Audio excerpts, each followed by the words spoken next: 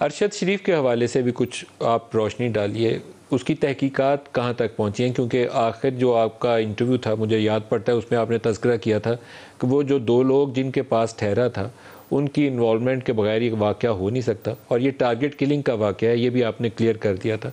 तो अब आप कहाँ तक पहुँचे? देखें, इसमें जो हमारी फैक्ट फाइंडिंग टीम गई थी वहाँ पे, दोनों बड़े सीनियर ऑफिसर थे। वो जब वापस आए हैं तो मैंने पहले उनसे ब्रीफिंग ली, उसके बाद मैंने उनको क्रॉस क्वेश्चन किया। 2-3 चीज़ें नदीम मलिक साहब बड़ी वाज़ेह हैं।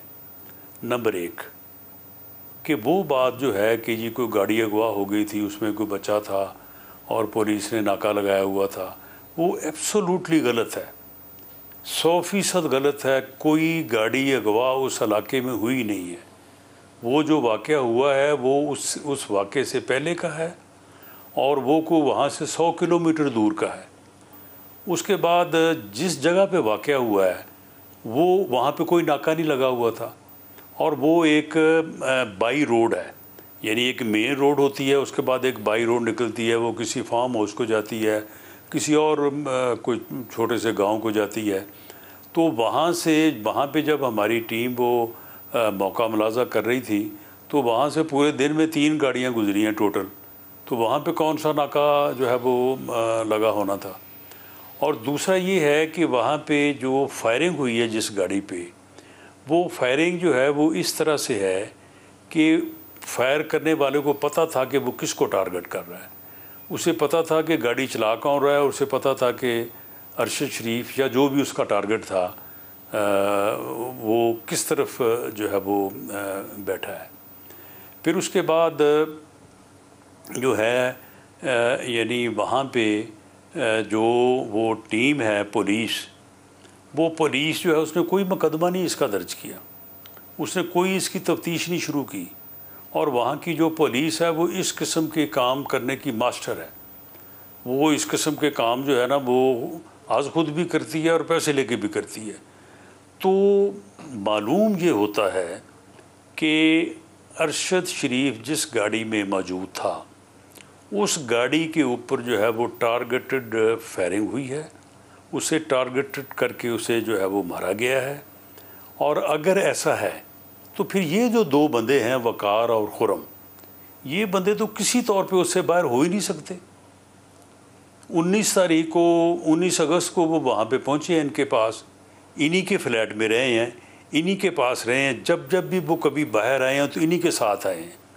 और जब इनको फिर यानी इंटेरोगेट किया गया, क्रॉस क्वेश्चनिंग की गई कि भाई ये बात किस तरह से हुई, ये बात किस तरह से हुई, तो फिर उन्होंने मिलना बंद कर दिया कि नहीं, जब हमारा वकील आपसे बात करेगा हम जो है वो बराह रास्त आपसे बात नहीं करेंगे। ये बंदे जो हैं ये बड़े इन्फ्लुएंशियल हैं और वहाँ पे बिलीवर हैं ये। और वहाँ पे कोई 100 एकड़ में तो इन्होंने एक फायरिंग रेंज बनाई हुई है जिससे वहाँ की फ़ौज पुलिस इस्तेफ़ादा करती है इनको बाकायदा पे करके। यानी ये वहाँ पे कोई ऐसे आदमी नहीं है कि इनकी गाड़ी के ऊपर ऐसे ही कूट के फायरिंग कर दे। तो वेल कनेक्टेड। सर राना साहब, जो कराची के वाक़यात थे जहाँ कराची के अंदर खून रेजी होती थी जिस ज़माने के अंदर, क्या इस जगह का, केन्या का, नैरोबी का, या इन 2 लड़कों का उन लोगों से भी कोई ताल्लुक था जो कराची के वाक़यात में, फसादात में मुलव्वस थे? नहीं, ये लोग जो हैं ये कराची में वैसे आते जाते तो रहे हैं। कोई तारक वसी साहब हैं कोई ARY के, उनके साथ इनका कहते हैं एक अच्छा तल्लक है। लेकिन ये यानी इनके वालदैन जो हैं वो पाकिस्तान से ओरिजिन होगी उनकी, लेकिन वो कनाडा में सेटल हैं। वहाँ के ये शहरी हैं, पासपोर्ट होल्डर हैं। कीनिया में भी और कनाडा में भी है इनका कारोबार है। तो ये जब 10 अगस्त को अरशद शरीफ साहब गए हैं दुबई, तो वहाँ पे तारक वसी साहब ने इसको कहा वकार को कि यार ये बंदा हमारा है तो इसको आप स्पॉन्सर करें और इसको अपने पास रखें आप। तो ये इन्होंने उनको स्पॉन्सर किया, इस बात का भी डॉक्यूमेंट्री प्रूफ मौजूद है। तो ये उनके स्पॉन्सर करने पे जो है वहाँ पे वो बात भी गलत है कि ये ऑन अराइवल वहाँ पे वीज़ा था, नहीं, ऑनलाइन वीज़ा था। उनको पहले वीज़ा दिया, फिर वो वीज़ा लेके वहाँ पे गए और इन्हीं ने उनको रिसीव किया, इन्हीं के वो पास रहे, इन्हीं की जो है वो कस्टडी में थे। और फिर दूसरा ये है कि उनकी बॉडी जो अब पोस्टमार्टम की रिपोर्ट जो है वो अब तकरीबन सामने आ गई है, तो उससे जी। भी ये मालूम होता है कि उनको तशद्दुद किसने किया राना साहब? वो शायद पहले तशद्दुद का निशान, ये हो सकता है कि पहले जो है वो ऐसा भी हो सकता है कि अगर पहले उनको तशद्दुद का निशाना बना के जो है, क्योंकि एक उनकी जो पीछे नेक पे फायर है, यानी गर्दन से तकरीबन 6 इंच नीचे। आप देखें एक आदमी जो गाड़ी में बैठा है ना फ्रंट सीट पे, उसे आप दाएं से करें फायर, बाएं से करें, पीछे से करें, तो इस जगह पे फायर नहीं लग सकता। तो ये चीज़ भी जो है वो बड़ी जो है वो यानी डाउटफुल है। तो हो सकता है कि उसको बाद में गाड़ी में बिठा के गाड़ी पे फायरिंग करके तो ये एक ड्रामा रचाया गया हो, कवर अप किया हो। तो ये सारी चीज़ें जो हैं, तो इस बात का कभी इम्कान है कि उसको गाड़ी से बाहर निकाल के पहले तशद्दुद का निशाना बनाया गया, वहाँ उसको असैसिनेट किया गया, शहीद किया गया, और फिर गाड़ी के अंदर डाल के फायरिंग वायरिंग करके दिखा दिया कि गाड़ी के ऊपर फायरिंग होगी? हाँ, ऐसा वहीं पे किया या किसी और जगह पे किया।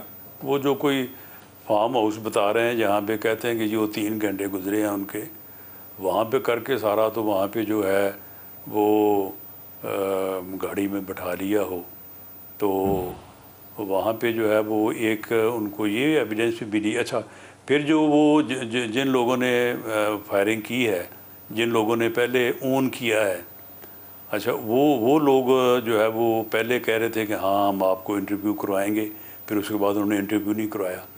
अब उसमें सबसे बड़ी बात जो है वो ये है कि इन दोनों का, वक़ार और खुर्रम का, अगर पिछले 2 माह का या 19 अगस्त से इस इंसिडेंट तक इनका टेलीफोन डेटा मिल जाए तो सारी गुत्थी जो है ये सुलझ जाएगी।